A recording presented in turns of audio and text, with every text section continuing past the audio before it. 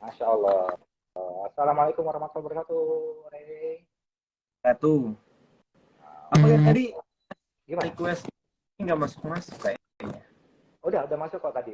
Cuman lagi ditahan. Oh, Ditahan ya, oleh hostnya. Aku izin manggil di awal dengan panggilan Rey, nggak apa-apa ya? ya nggak apa. Mas, suaranya kecil banget nih. Suara aku yang kecil atau gimana? Mungkin volume yang bisa mungkin. Aman? Suaranya Mas aman? bisa kedengeran. Suaraku aman? Aman. It's okay. Itu, aman. Oke. Rey, boleh tanya nih, apa kabarnya saat ini di Idul Fitri 1444 Hijriah? Bagaimana kabar pribadi dan keluarga? Alhamdulillah sehat, semuanya bahagia, anak-anak sehat, istri sehat, keluarga sehat. Cuman emang yang berbeda dari Lebaran tahun ini dan Lebaran-Lebaran Hmm? kemarin, Alhamdulillah Hmm? tahun ini tuh keluarga dari Manado, semua dari aku maupun dari Dinda tuh semua ngumpul di rumahku. Jadi kita Masya nggak Allah. mudik, semua bayi-bayi pada ngumpul juga karena kebetulan kakakku yang baru punya anak juga yang dari Malang datang juga. Jadi suasana Lebaran kali ini walaupun di kota nggak Hmm? setal waktu di kampung, tapi tetap orang-orangnya tuh ngumpul orang-orang tercinta. Jadi alhamdulillah tetap bahagia. Jadi the real Daiti Janati lah ya. Jadi bisa kumpul dengan keluarga itu suatu momen yang luar biasa banget dan itu nggak bisa dinilai dengan apapun juga. Benar nggak, Rey? Betul, itu priceless itu. Itu pokoknya sesuatu yang sangat berharga. Rey, boleh kasih spill dikit nggak sih bocoran? Project apa yang lagi dikerjakan? Dikasih clue aja deh, nggak usah benar-benar dikasih sesuatu. Kira-kira apa sih project yang lagi dikerjakan saat ini? Project. Mungkin sejenis Hmm, kesibukan betul. Kesibukannya apa sekarang? sekarang itu lagi nyiapin banyak sebenarnya karya-karya. Kebetulan memang aku sendiri juga ada syuting beberapa film yang belum sampai sekarang belum ditayangin. Nggak tahu mungkin dari PH-nya ada formulasi khusus di waktu-waktu tertentu yang cocok sama tema filmnya. Dan kemarin juga habis syuting series ya. Hmm? Series menurut aku sama ini tuh series yang sangat kita sukai dari zaman dulu karena emang ceritanya udah ada dan akhirnya kita terlibat dalam project itu. Dan kita kemarin udah photoshootnya udah foto segala macam keperluan untuk promo udah juga, tinggal kita tunggu mungkin di tahun ini insya Allah bakal tayang. Terus musik juga aku lagi nyiapin beberapa lagu yang aku ciptain sendiri, Masya ditambah dengan Allah. apa ya, mungkin sering-sering evaluasi bisnis kali ya, karena harus selalu mengikuti zaman, proyeknya seperti apa, karena kebetulan bisnis yang aku pegang itu adalah bisnis yang kalau misalnya teman-teman mungkin tahu juga ada yang baju tapi emang sengaja aku lagi hold dulu nih karena lagi kemarin ada perbaikan manajemen, terus ada beberapa bisnis yang di kampung juga di daerah itu yang lagi berusaha untuk apa nih formulasi yang dibikin biar makin maju lagi gitu, dan kesibukan Biar di rumah masa ya. Hmm, dan suami. betul. Sebagai seorang ayah gitu ya, sebagai seorang suami yang luar biasa juga bagi keluarga gitu. Oke, baik. Eh, tadi kan aku sempat lemparin pertanyaan nih ke sahabat pegadaian di kolom komentar gitu ya. Kira-kira apa sih makanan yang paling dikangenin waktu mudik atau pulang kampung? Kalau Ray sendiri punya nggak sih makanan yang paling favorit banget atau ketika pulang kampung kangen banget di makanan itu? Kira-kira apa? Nah, kalau aku tuh karena aku aslinya Manado mas, Oke. suka banget sama suruga sama sambal goreng. Jadi kalau di Manado tuh sebenarnya sama sih kurang lebih ya, kayak opor Hmm. gitu kan. Cuma tiap daerah itu bumbunya beda-beda kali ya. Kalau di kita tuh namanya itu ayam tuturuga, itu kayak opor. Sambal goreng tuh kayak hati hati ayam dicincang gitu terus pakai Mustafa kalau di kita ya di sini. Oke. Begitu. Betul. Masakan-masakan Manado lainnya tuh kangen banget. Tapi alhamdulillah karena ini keluarga Manado pada ngumpul di sini, Kumpul, pada betul. makan Manado juga semua di sini. Jadi Jadi terobati lah ya kangennya. Berarti walaupun nggak pulang kampung juga di tempat juga bisa makan yang sesuai yang diharapkan ya kan? betul sekali. Masya Allah banget gitu ya. Jadi apa berlipat-lipat ganda. Oke, baik. Mungkin sebelum aku ke bagian pertanyaan untuk saya juga di sharing dengan saya, aku pengen ngasih pantun boleh nggak, Boleh, Rey? boleh. Boleh aku ngasih pantun. Jadi untuk seluruh sahabat pegadaian juga nanti boleh jawab cakep boleh, terus juga boleh bilang cantik juga boleh, atau keren juga boleh, terserah nih. Ini pantun untuk kita semua agar makin semangat di siang hari ini. Oke, siap ya? Masuk rumah bilang assalamualaikum. cakep. Oke. hati tenang, senyum rekah. Cakep. Taqabbalallahu minna wa minkum. Semoga amal ibadah kita menjadi berkah. Amin, amin, amin. Jadi doa untuk kita semua nih, Re, gitu ya. Mudah-mudahan berkah dan amal ibadah kita waktu Ramadan kemarin menjadi suatu awal mula lah kita. Jadi Ini aku sambil yang lebih baik pakai ini lagi. kali ya, biar kedengeran soalnya suaranya agak kecil. Oke, nggak apa-apa, nggak masalah itu. Udah dijawab sama sambil nunggu feedback dari sahabat pegadaian yang udah banyak jawab. Masya Allah, cakep, keren. Lagi pada ngapain? Kita lagi live saat ini. Jadi kita ada di program Ngulik. Jadi yang belum tahu, Ngulik itu adalah ngobrol seru dan live asik bersama sahabat pegadaian yang kita mendatangkan narasumber yang luar biasa, menginspirasi dan juga berbagi lah. Ngobrolnya santai, sesantai ini aja, tapi banyak hal yang akan kita dapat dari para narasumber kita. Contohnya hari ini kita mendatangkan Rein Bayang yang benar-benar mau meluangkan waktunya di tengah kesibukannya dan sharing bersama kita juga seperti itu. Nah, Ray, berbicara dengan bisnis gitu ya, karena kan kita tahu bahwa sosok Rein Bayang saat ini adalah sosok yang masih sangat muda gitu ya, dan sudah menjadi papa muda, menjadi papa muda, tapi di tengah rutinitas yang banyak tadi ada sebagai aktor, terus juga bintang iklan, juga penyanyi, tapi juga mau mengembangkan bisnis gitu. Boleh bagi tips sedikit nggak, Ray? Bagaimana sih menjalankan bisnis di usia yang masih muda atau yang masih mau mulai usaha? Oke. Sebenarnya ini kalau orang nanya tips buat bisnis jadi sukses tuh sebenarnya adalah pertanyaan yang susah gampang ya, karena balik lagi kondisi yang aku jalanin kan nggak bisa aku paksain untuk orang lain juga menjalani hal yang sama. Tapi mungkin ini aku Betul. bisa bagi sedikit tips yang udah pernah aku jalanin dan it works. Jadi sebenarnya dalam membangun bisnis itu menurut aku tuh kita perlu punya mindset yang jangan takut rugi dulu. Itu penting banget karena artinya gini, kita tuh mau bikin sesuatu ini kita harus punya formulasi untuk ngebentuk sesuatu ini menjadi lebih maju lagi. Jadi kalau kita udah mikirin ruginya duluan, berarti kita malah tidak apa ya? Yang harusnya kita siapkan itu kan mental bagaimana cara kita ngembangin ini. Kalau misalnya udah takut rugi duluan ya, udah bikin down duluan dan akhirnya jadinya malah nggak jalan-jalan gitu. Terus yang kedua itu yang pasti banyak belajar dan terus belajar. Karena terkadang orang tuh kalau misalnya kayak belajar dalam satu sisi itu dia udah ngerasa dia puas, dia udah ngerasa dia ngerti, sementara dia harus punya pelajaran-pelajaran lain yang nge-backup dia di kemudian hari untuk nge-backup bisnisnya dia sendiri. Dan setelah itu juga networking dan mentoring itu penting banget. Jadi teman-teman tuh aku punya prinsip tuh kalau misalnya kayak hari ini aku nggak dapat duit atau misalnya aku project aku ada yang gagal, minimal aku kenal sama orang itu bisa menjadi networking buat kedepannya. Dan jangan pernah malu, jangan pernah gengsi untuk bertanya kepada orang-orang yang sudah berhasil di bidang bisnis yang mau kamu coba. Karena ya kita harus pinter-pinter nyerap apa yang pernah dijalanin sehingga itu bisa diterapkan di bisnis yang bakal kita jalanin. Itu sih sebenarnya. Garis besarnya seperti itu. Setuju banget. Nah, kan kebanyakan kita dari pribadi yang baru memulai, gitu ya, memulai bisnis itu kan kebanyakan kita overthinking nih, udah Iya, mikirin iya, takut gagal, takut rugi gitu kan ya, terus juga nggak iya. percaya diri, bingung mau mulai dari mana. Kira-kira gimana sih cara supaya kita mau berani ngambil resiko? Karena yang namanya bisnis kan tidak hanya berkaitan dengan untung dan rugi aja nih, gitu. Kalau versi Ray sendiri sih, untuk menghadapi supaya percaya diri dan mau mengambil resiko itu gimana caranya? Kegagalan paling utama itu ketika kita takut rugi, yang aku bilang tadi. Oke, betul. Jadi ya itu seperti tadi aku bilang, kita harus punya mindset bahwasanya ya kalau kita nggak mau rugi ya kita harus mempersiapkan apa aja yang biar kita tidak rugi.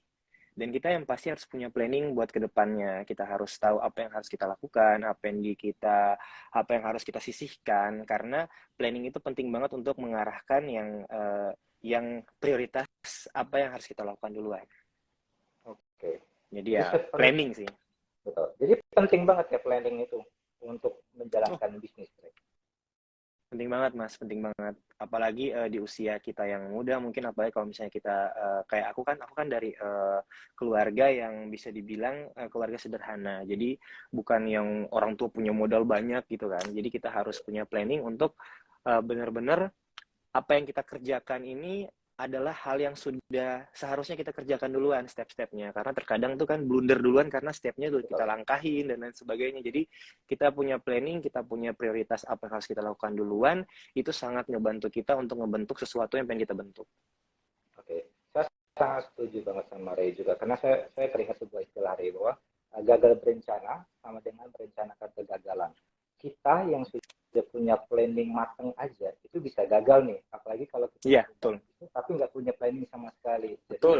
jangan sampai cuma pengen bangun bisnis, cuma pengen coba-coba aja tanpa ada planning matang. Jadi benar-benar harus benar-benar punya planning. Jadi setuju sih kata Ray tadi bahwa planning itu penting. Tapi selain planning, saya kira apalagi Ray yang sangat penting dalam menjalankan sebuah bisnis di awal mungkin yang masih nggak pro banget dan masih benar-benar coba-coba dulu deh. Apalagi Selain planning, mungkin yang utama itu modal kali ya, realistis. Iya, karena di era seperti sekarang tuh kita harus punya modal.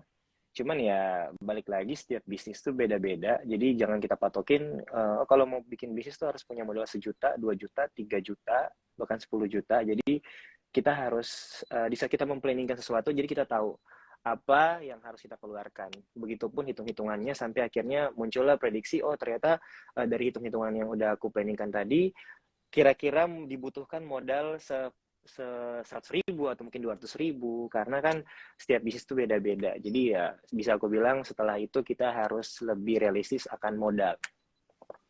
Oke. Baik, mungkin sebelum kita lanjut pertanyaan lagi, Aku ingetin ke sahabat Pegadaian, kalau ada pertanyaan tidak boleh untuk ke Ray-nya di kolom komentar, ketik aja, nanti aku pilih salah 1, 2, 3 pertanyaan yang menarik, akan kita jawab nanti di sesi khusus untuk sahabat Pegadaian. Karena memang ini ngulik ini acara yang luar biasa, seru-seru banget dengan narasumber kita berbagi juga, santai aja, tapi kita juga dapat influence yang luar biasa dari Ray juga hari ini. Baik, tadi kan sudah kita bahas tentang, ya, kita udah bahas tadi tentang perencanaannya. Tadi Ray bilang tentang modal. Tapi kan nggak semua orang punya modal nih. Lebih khusus yang masih baru nih ya, baru di dunia bisnis. Nah, bagaimana kalau seandainya dia tidak punya modal atau modalnya belum cukup, tapi mau mulai jalankan bisnisnya? Ada tipsnya sih? Atau saran nggak? Masukan gitu? Yang bisa dilakukan adalah nabung, Mas. Nabung, karena sebenarnya dalam hal ngebangun segala apapun itu, yang dibutuhkan itu adalah konsisten. Jadi kalau cuman pun nabung, cuman misalnya kayak sekali 2 kali ya tidak akan tercapai. Tapi kalau kita konsisten untuk menabung, apalagi kalau teman-teman udah kerja nih, misalnya dari gajinya yang 3 juta misalnya atau 2 juta, kita sisihkan 500.000 atau 200.000 untuk nabung rutin tiap bulan, itu tuh sangat penting banget karena ya itu dibentuk untuk membangun bisnis itu dibentuk dari disiplin juga nih. Disiplin yang aku terapkan dalam membangun bisnis itu di awal-awal adalah disiplin dalam menabung. Jadi ya mungkin yang belum punya modal bisa coba untuk menabung juga. Apalagi habis lebaran gini kan banyak THR tuh dari keluarga tuh ya. Jadi pintar-pintar lah menabung, jangan suka membeli barang-barang yang useless. Oke. Jadi prinsip kalau untuk sahabat Pegadaian tuh dengerin tips dari Ray bahwa kalau kita belum punya modal yang cukup, ya nabung aja dulu deh sampai kita sesuai dengan plan awalnya seperti apa, dirasa cukup baru mulai nih jalan bisnisnya. Tapi Ray, kalau seandainya nih kan ini aku mewakili dari pihak sahabat Pegadaian. Kalau seandainya tidak ada yang bisa ditabung dari penghasilannya, so gimana? Enak nih kalau yang punya penghasilan dan bisa menyisihkannya. Nah kalau seandainya pas-pasan banget nggak bisa sama sekali mengeluarkan rezekinya untuk ditabung, ada solusi lain nggak nih? Aku mewakili dari sisi netizen ya. Ini ngulik nih ceritanya nih ya. Mas, by the way sebelum jawab, kayaknya komennya juga terbatas karena tadi komennya di off gitu Mas. Jadi ada beberapa orang yang mungkin nggak bisa komen. Soalnya tadi akunku sebelumnya juga begitu. Oke. Coba. Oke. Aku lanjut jawab yang tadi ya. Kalau misalnya boleh. mungkin pertanyaannya tadi ini ya, kalau misalnya belum punya modal juga karena mungkin belum kerja atau apa, kira-kira ada opsi lain apa lagi yang harus dikerjakan? Itu kan ya? Betul. Ada opsi lain nggak sih selain kalau kita nggak bisa menyisihkan rezeki untuk nabung karena memang benar-benar pas-pasan aja untuk biaya hidup nih. Sedangkan kita pengen usaha gitu, ada alternatif lain nggak sih selain nabung? Atau ada solusi? Kalau yang aku terapkan ya, kalau aku terapkan karena aku juga kebetulan juga pernah melewati momen-momen seperti itu di saat aku masih jadi anak sekolahan, terus aku belum punya modal, belum punya, mungkin ini kalau sekedar jajan dari orang tua, yaitu investasi, Mas. Jadi belajar menginvestasikan apa yang kita punya aja dulu. Nggak usah bicara investasi A, B, C. Kita lihat nih, ternyata kita punya di rumah tuh ada apa yang bisa jadi investasi kita, ya itu dikerjakan. Karena ya kalau bicara harus nyiapin modal dan ternyata modal juga nggak ada, ya kita harus berinvestasi. Tapi ya balik lagi, karena kita masih muda dengan segala keterbatasan kita, menurut aku harus pintar-pintar cari investasi yang jangan sampai resikonya tinggi. Kita harus cari yang minim resiko. Apalagi di era sekarang ini banyak banget iklan yang bertebaran di luar sana yang hanya menampilkan segala macam hoax keuntungan. Akhirnya orang tergiur tanpa berpikir lagi. Orang lupa bahwasanya apa yang dikerjakan, apa yang dia pilih investasi dalam bentuk apapun tuh dia harus pahami dulu. Tapi gara-gara lihat iklan yang menggiurkan, langsung coba-coba aja, ujung-ujungnya loss. Oke. Menurut versi Ray sendiri deh, contoh dari investasi yang aman itu yang gimana sih Ray? Ada contoh nggak? Biar tergambar nih dari sahabat pegadaian, oh ini salah satu yang minim resikonya gitu. Oke. Nabung emas, Mas. Nabung emas. Seriusan? Nabung emas. Jadi singkat cerita, kenapa aku begitu paham dengan nabung emas dan begitu percaya juga, karena dari dulu sampai sekarang itu bisa dibilang kalau keluargaku tuh kan di kampung itu kan tambang emas. Jadi punya tambang emas. Itu tuh dari dulu sampai sekarang nilainya itu bisa dibilang sangat-sangat beda banget harga zaman dulu sama harga sekarang itu. Aku juga dulu kalau misalnya kayak lagi ulang tahun dikasih papa misalnya kayak oh ini ada stok stok pasir yang ada emasnya kayak gitu. Dulu misalnya kayak 3 gramnya berapa, sekarang 3 gram tuh harganya udah berapa. Dan memang emas itu adalah sesuatu yang kita terapkan sampai sekarang. Bahkan aku udah menikah pun, kemarin maharnya pun kita simpan bener-bener tuh karena menurut kita emas ini yang akan menyelamatkan kita di kemudian hari. Buat anak-anak, buat kedepannya. Apalagi kita selalu sendiri bahwasanya emas itu adalah likuiditasnya itu tinggi, mudah dicairkan, jadi kebutuhan universal di seluruh dunia. Jadi menurut aku balik lagi yang paling minim resiko itu adalah tabungan emas. Karena itu yang aku pahamin, aku pelajarin. Nah, terkait dengan resiko ya, Iya. kalau boleh sharing juga. Kenapa pilihannya jatuhnya di emas, sedangkan kan banyak nih ya instrumen investasi yang lain juga, Iya. yang juga secara di masyarakat juga kan terpapar banyak banget ya model-model investasi gitu kan yang ditawarkan dari yang ada promo sampai tidak ada promo deh itu. Kenapa jatuhnya selain experience secara pribadi deh, Ray? Gitu. Kenapa Iya. jatuhnya ke emas? Kenapa nggak alternatif yang lain gitu? Sebenarnya aku menjalankan beberapa investasi, Mas. Cuman untuk saran yang paling minim resiko emang emas. Karena balik lagi emas itu kadang tuh kita kan mau menginvestasikan sebagian dana kita, tapi terkadang kita dihadapkan dengan kondisi-kondisi yang kita butuh duit. Mungkin tiba-tiba tadinya kita niat investasi buat 10 tahun, Mas ini kayak kita diamkan dulu selama 10 tahun, tapi qadarullah di tengah jalan kita butuh duit dan itu harus dicairkan. Nah, emas ini adalah yang aku bilang tadi, likuiditasnya tinggi, mudah dicairkan. Dan menurut aku di kota manapun tuh pasti ada toko emas. Ada toko emas, kita bisa jual dengan durasi yang sangat cepat, langsung laku. Dan emas itu sangat ngebantu karena emang aku juga pernah punya pengalaman waktu aku nikah dulu, aku pernah punya tabungan di Pegadaian, terus tiba-tiba aku mikir ini kalau mau nikah gini banyak banget pengeluaran nih gitu kan. Yang aku lupa sebenarnya aku punya tabungan di Pegadaian, ternyata pas aku cek lagi ada gitu. Walaupun sebenarnya bisa dibilang aku nabungnya baru waktu itu aku masukin kayak baru beberapa bulan, tapi dulu aku tarik lagi aja karena emang butuh dan ternyata memang cepet kan, ngebantu banget gitu. Jadi emas bisa menyelamatkan di kondisi darurat yang kita gitu ya, Ray. Salah satu ya tadi experience yang Ray. Oke, setuju Mas. Ray, di mindset masyarakat, lebih khusus sahabat Pegadaian, mereka berpikiran bahwa emas itu mahal, Ray, gitu. Mahal banget gitu untuk kita yang baru pemula, gitu yang pengen bisnis itu kalau investasi di emas kayaknya mahal banget deh gitu. Kayaknya nggak sanggup deh. Gimana pandangan dari seorang Ray sendiri terhadap hal itu? Terhadap itu ya harga emas mahal. Ini sebenarnya ini sebenarnya benar sih benar. That's why kita punya kan harga emas tuh mahal, harga emas tuh mahal, harga emas tuh mahal.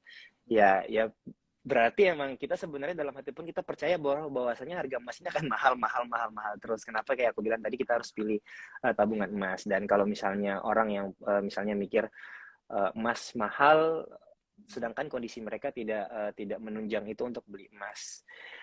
Aku sama istri kemarin ngobrol, inilah enaknya dari Pegadaian pun kita di sini menyuarakannya bukan cuma sebagai brand ambassador Pegadaian, tapi memang ini adalah layanan yang sangat membantu masyarakat, apalagi keluhan-keluhan seperti orang yang pengen menabung tapi emas itu mahal. Karena di Pegadaian Digital itu sendiri bisa buka tabungan Pegadaian emas, dan itu bisa dimulai dari 10.000 juga ya, 10.000.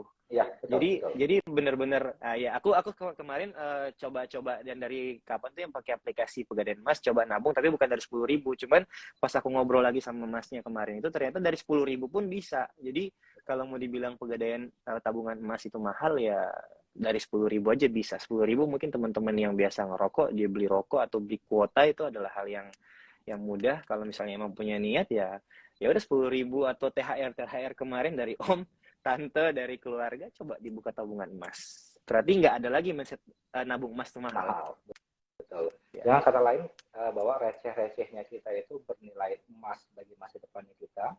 Membeli masa depan dengan masa kini, dengan receh-recehnya kita menjadi emas tadi itu. Setuju banget sih, Rey. Gitu. Jadi 10.000 yang mungkin nggak ada arti hanya untuk jajan anak atau dengan kuota atau dengan rokok dan lain sebagainya, itu nanti bisa membeli masa depan kita yaitu dengan emas tadi di tabungan emas. Itu sangat setuju banget.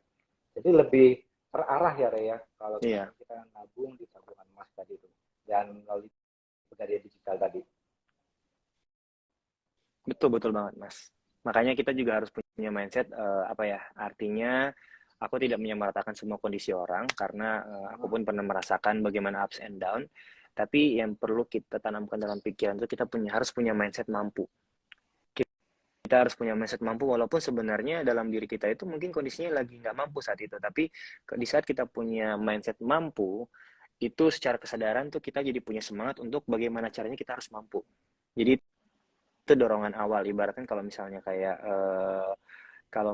kayak mau bikin suatu karya art yang sangat bagus, misalnya bikin patung, dia harus punya niat yang begitu besar dulu, dia harus punya visualisasi gambar dalam otaknya yang bagus dulu, baru itu terbentuk menjadi dia beli kayu, akhirnya dia memahat, itu sampai akhirnya jadi karya yang sangat bagus sesuai apa yang dia pikirkan. Jadi yang paling utama itu mindset mampu itu harus ditanamkan dalam diri kita. Oke, baik. Mungkin terlepas dari pertanyaan dari Pegadaian, secara pribadi aku pribadi pengen nanya, kenapa masih mau menjalankan bisnis? Sedangkan sosok Ray itu sudah terkenal menjadi aktor, menjadi brand ambassador, tapi tetap menjalankan bisnis. Why? Kenapa? Gitu. Biar kawan-kawan juga tahu bahwa di tengah-tengah kesibukan kita masih bisa membagi waktu nih secara manajemen. Nah, menurut saya kenapa sih memutuskan juga bisnis gitu? Karena menurut aku tuh, Mas, life must go on ya. Kita ke depannya tidak akan pernah tahu akan seperti apa. Kita harus punya istilahnya cadangan-cadangan, planning seperti apa. Karena di saat sudah memutuskan menikah, itu ada tanggung jawab, itu anak orang tuh, anak perempuan orang yang harus kita hidupkan. Ditambah dengan kita punya anak-anak sekarang, kita sebagai anak laki-laki, kita tanggung jawab orang tua seumur hidup juga. Jadi sebisa mungkin kita harus pintar-pintar ngebagi waktu untuk menghasilkan sesuatu yang positif. Aku nggak bicara melulu tentang duit ya, karena di bisnis pun kan tidak melulu tentang duit. Duit itu mungkin adalah hasil dari putaran bisnis itu tersebut. Tapi dari bisnis kita bisa belajar bagaimana tahan bantingnya, bagaimana cara kita untuk, mungkin ada yang dulu sering ketipu tuh, termasuk aku juga beberapa kali sering ketipu dalam bisnis, berpartner dengan orang yang salah, terlalu percaya sampai akhirnya tidak bukan malas, tapi maksudnya lebih ke menyerahkan.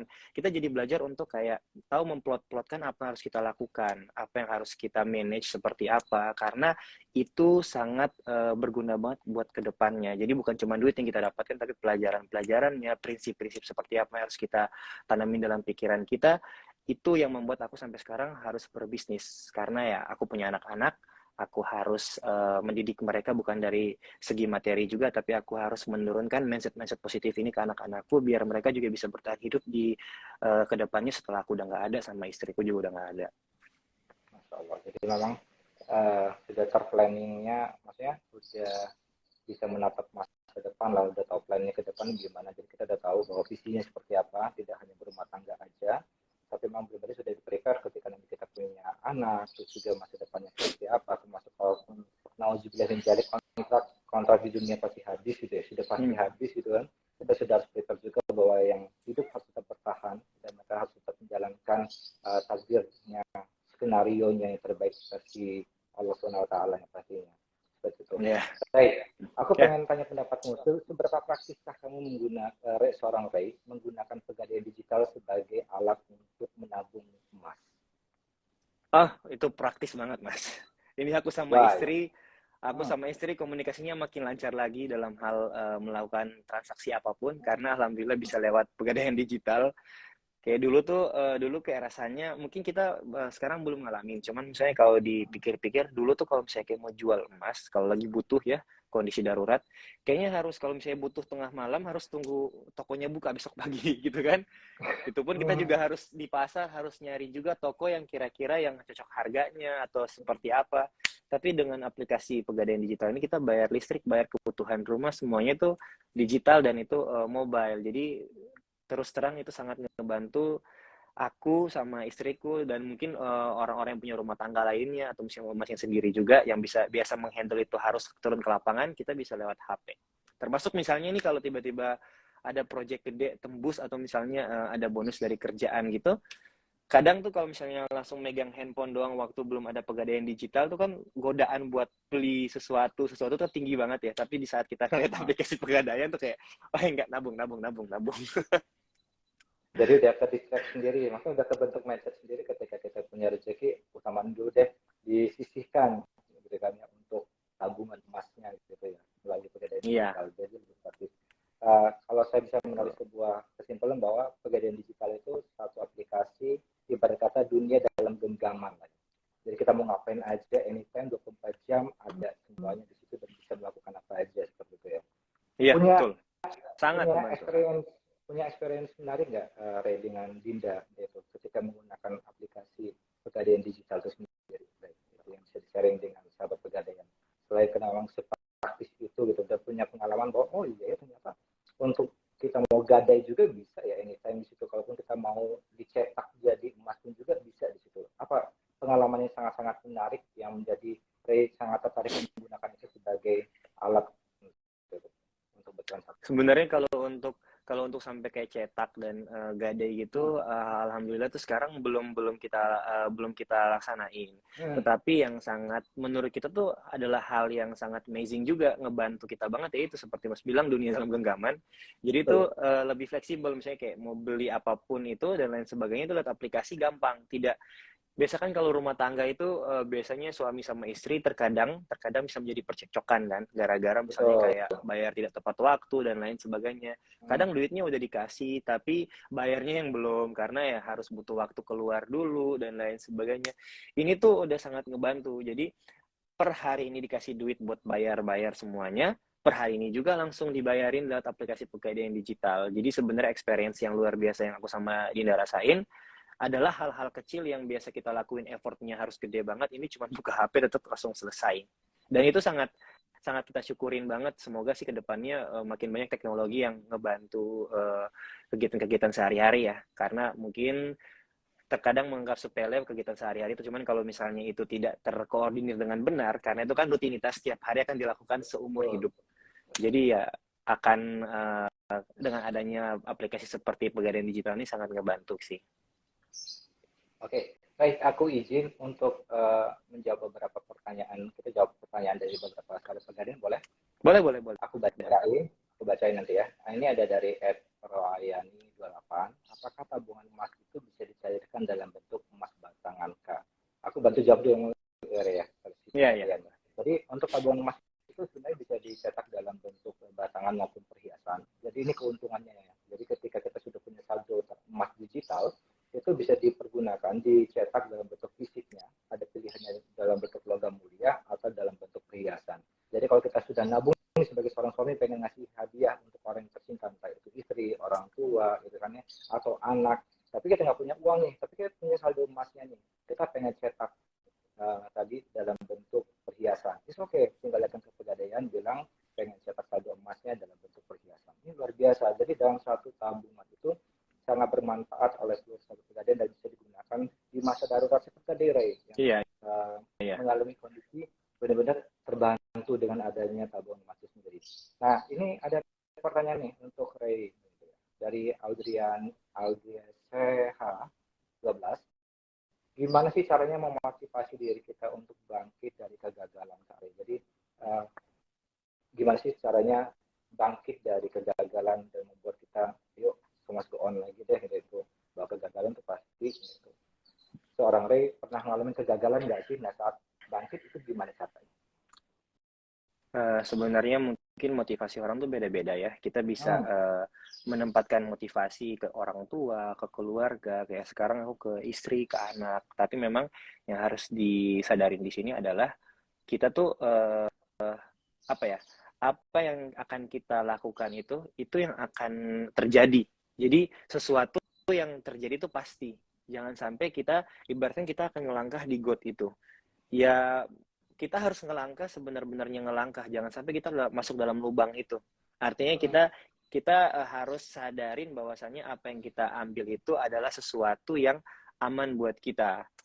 Apalagi di era sekarang ini kan untuk mencari motivasi itu gampang banget. Kita buka video orang memotivasi diri dan lain sebagainya. Itu banyak banget. Cuman balik lagi yang perlu diterapkan itu disiplin dalam diri. Karena dalam hal apapun disiplin itu sangat ngebantu. Disiplin, dan kita juga harus punya mindset untuk jangan panas-panasan cuman panas hari ini, besoknya kita udah kayak malas-malasan lagi gitu. Jadi emang harus konsisten juga diperlukan dalam hal apapun mau ngebangun itu. Dan yang pasti dalam hal agama pun ya, maksudnya kita selalu harus minta ridho kepada orang tua, karena ridho orang tua itu ridho Allah. Terus apa, ridho berumah tangga, komunikasi sama istri harus terbuka. Dan kalau aku sama istri itu selalu sadar rezeki itu selalu terbuka di saat kita berdua komunikasinya baik-baik aja.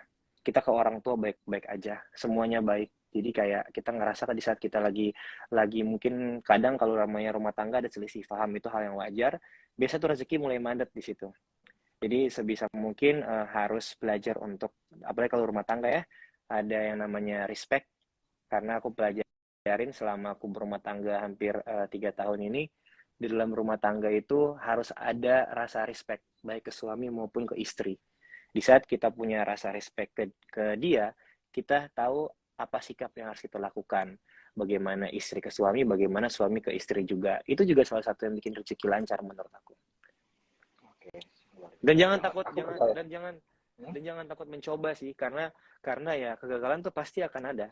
Maksudnya kalau aku sih mikirnya hidup itu kan ujian ya. Jadi gimana caranya kita menaklukkan ujian-ujian itu. Kayak di sekolah aja nih, kayak selama 3 tahun SMP kita akan ada ujian nasional, terus di SMA juga akan ada ujian nasional. Itu pasti akan lewat. Nah, tinggal gimana caranya kita lewatnya itu dengan cara apa? Lewat dengan caranya kita udah tahu kita bakal dapat 0, atau kita akan usaha dulu nih. Terkait hasilnya gimana, kita usaha dulu. Kalau toh nanti ternyata hasilnya juga tidak sesuai ekspektasi, misalnya tadinya ekspektasinya 9, ternyata dapatnya 5 gitu. Kita jangan kecilkan nilai usaha kita. Di mana mungkin kita cuma dapat nilai 5, tapi kita dapat banyak pelajaran bagaimana cara kita mencapai angka 5 itu, daripada kita membiarkan itu ada di 0 terus-terusan. Betul.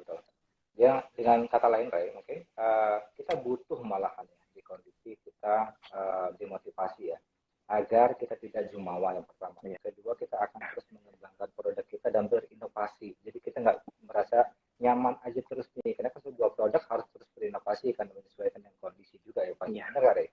Gitu. Betul banget Mas. Nah, harus sering evaluasi. Aku juga setuju bahwa kata Ray tadi bahwa ridho Allah, ridho walidaini, gitu, bahwa ridho orang tua itu sangat penting dalam segala langkahnya kita, karena kita nggak pernah tahu bahwa doa yang mana, usaha yang mana yang membuat kita saat ini tetap ini, bahkan Allah bisa membantu kita di kondisi terpuruknya kita sampai saat ini. Itu aku percaya banget, dan nggak tahu juga kebaikan mana yang kita tebar yang kita tuai saat ini. Itu aku percaya banget. Ya, betul. Baik, aku tanya lagi nih dari Mbak Ruri Rahmawati 13. Apa sih kendala bisnis yang krusial banget yang Ray alami atau temui saat ini? Apa solusinya saat itu? Kendala tuh lebih ke apa ya, mungkin mempertahankan semangat itu sih, mempertahankan semangat konsisten di satu bisnis. Kayak aku nih, kayak kemarin aku kan akan ada bisnis baju juga, bisnis baju gamis buat cowok, kemeja-kemeja gitu. Tapi di saat ngelihat ada peluang bisnis yang lain lagi, itu kayak ngebongkar fokus kita. Sementara untuk bisnis yang pertama ini sebenarnya kita juga butuh fokus gitu. Nah, terkadang kayak aku tuh kalau misalnya kita mau meminimalisir, kita kan biasanya kan memilih partner kerja gitu kan.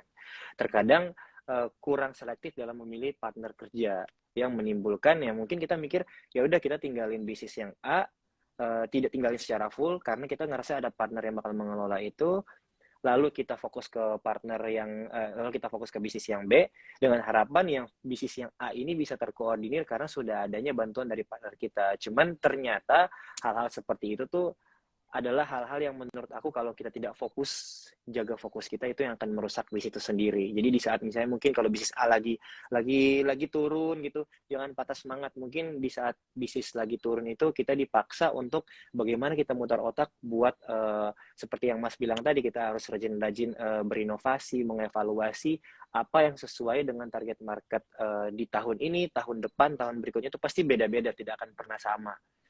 Seperti itu sih. Sangat luar biasa banget nih. Selanjutnya lagi, Ray. Sebenarnya hampir sama sih, beta teman kondisi aja ya.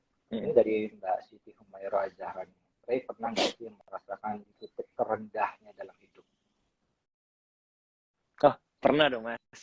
Kayaknya semua orang tuh pernah. Semua orang. Iya, Pernah. semua orang tuh pernah. Bahkan kalau misalnya mau diceritain itu mungkin orang-orang tuh pada nggak nyangka juga karena kayak sekarang nih orang ngelihat kayak ya udah aku cuman kayak bahagia-bahagia aja, keluargaku sehat semuanya, aku sama keluarga bahagia, bisa liburan, bisa nikmatin apa yang kita kerjain. Tapi kan orang tidak tahu apa yang kita korbankan sebelumnya. Apa yang orang tidak tahu apa yang sudah kita jalanin, apa yang sudah kita lewatin, kesedihan sebesar apa yang sudah kita lewatin. Jadi pasti setiap orang tuh punya titik terendah. Cuman ya balik lagi, tidak ada niat untuk mengadu nasib ya di sini. Tapi yang namanya titik terendah itu jangan bikin kita makin rendah lagi. Jangan. Karena hakikatnya tuh kita tuh dikasih titik terendah itu biar bagaimana cara kita buat belajar untuk naikin tangga dari kehidupan.